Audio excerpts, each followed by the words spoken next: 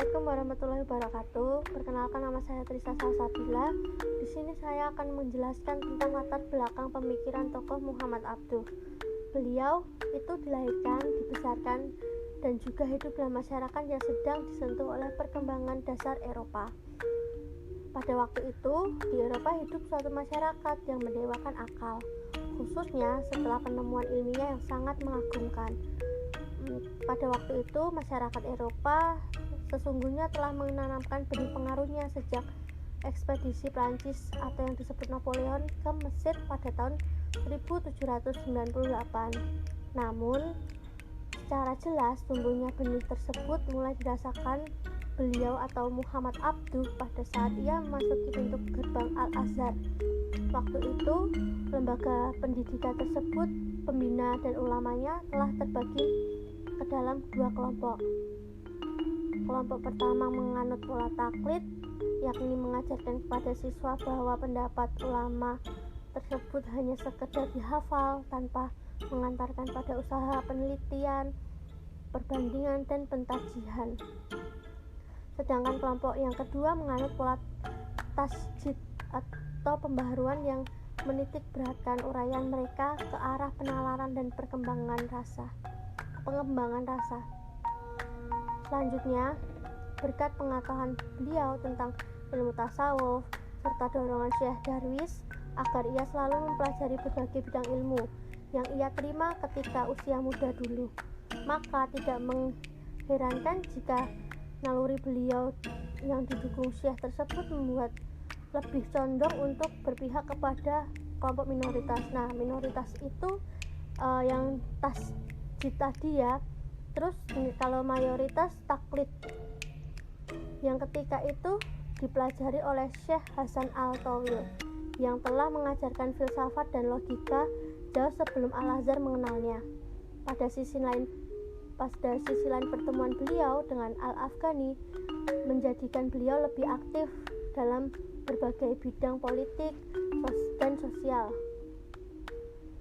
dan kemudian mengantarkan untuk bertempat tinggal di Paris, menguasai bahasa Prancis, menghayati kehidupan masyarakatnya, serta berkomunikasi dengan pemikir-pemikir Eropa.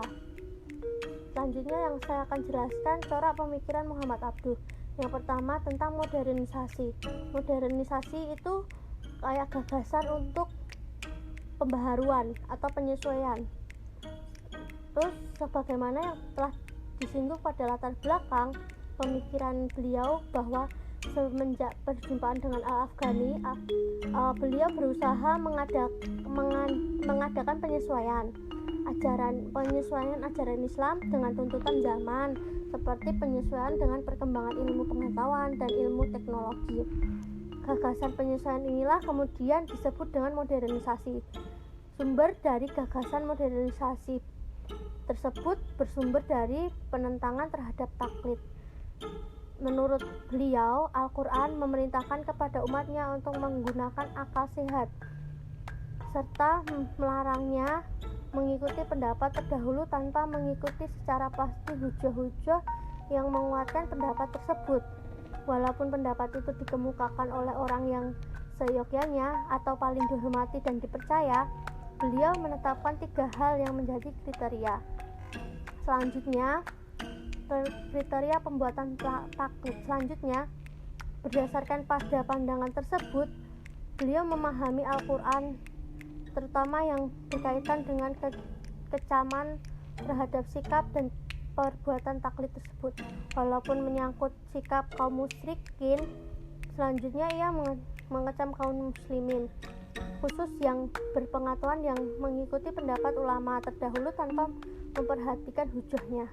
Jadi pandangan tersebut tuh beliau memahami terutama yang berkaitan dengan kecaman terhadap sikap dan perbuatan taklid tersebut. Berkaitan dengan modernisasi tersebut, Rohman memberikan pertanyaan bahwa seorang modernis biasanya memiliki beberapa ciri. Di antaranya selalu berusaha memahami segala situasi dengan penuh keyakinan serta keberanian, dan gerakannya bersifat kerakyatan, serta senantiasa melibatkan pemikiran pribadi, Kemudian kaum modernis yang telah menjadikan reformis sebagai tolak ukur adalah mereka yang berusaha menciptakan ikatan positif antara pemikir Al-Qur'ani dengan pemikiran modern. Berpadu antara kedua pemikir ini telah melahirkan beberapa lembaga sosial dan moral modern dengan berorientasi pada Al-Quran.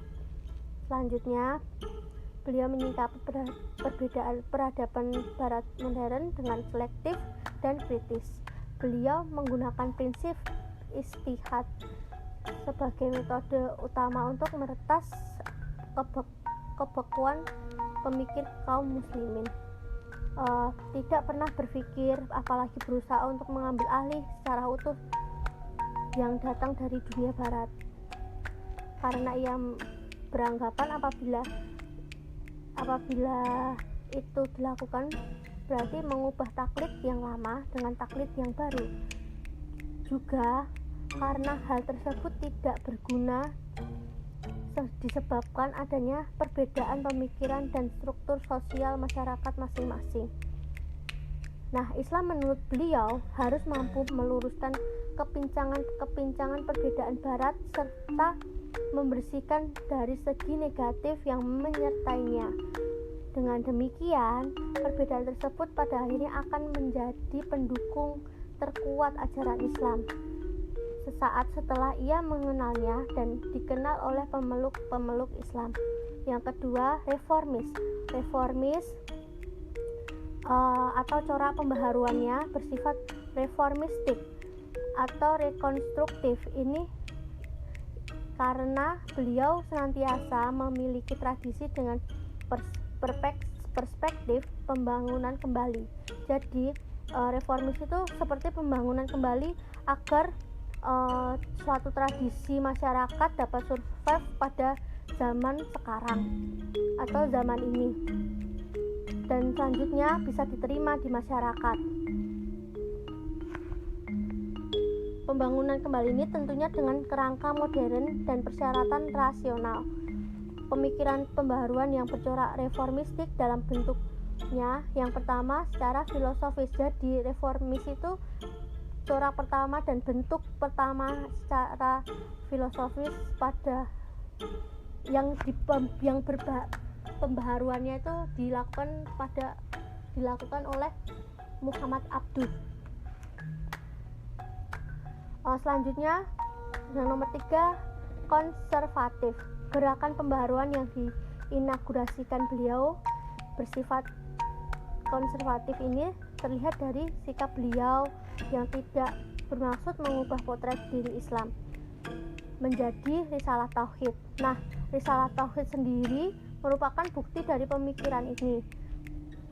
Selanjutnya, karya ini berupaya menegaskan kembali potret diri Islam yang telah mencapai finalitas dan keunggulan. Jadi, gerakan ini itu untuk pembaharuan dan untuk finalitas keunggulan potret diri Islam. Jadi tidak mengubahnya, tetapi diperbaharui agar keunggulan dan semakin finalitas atau finish dan tidak dikecam oleh minoritas.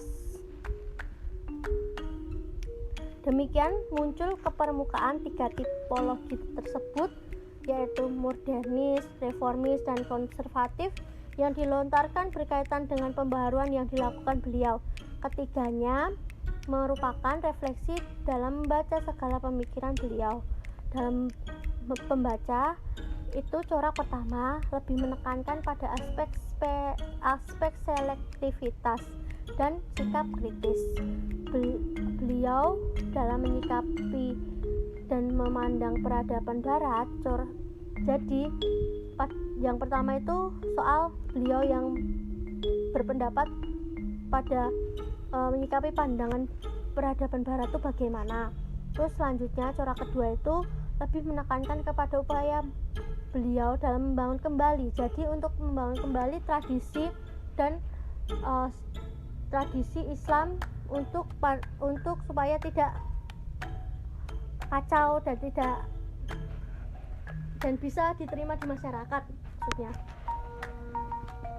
Selanjutnya, corak yang ketiga memfokuskan pembaca kepada upaya beliau dalam membela Islam melalui finalitas dan keunggulan Islam. Terima kasih. Sekian presentasi dari saya. Bila ada salah kata, mohon maaf. Wassalamualaikum warahmatullahi wabarakatuh. Selanjutnya akan dijelaskan ke Mbak Yuyun.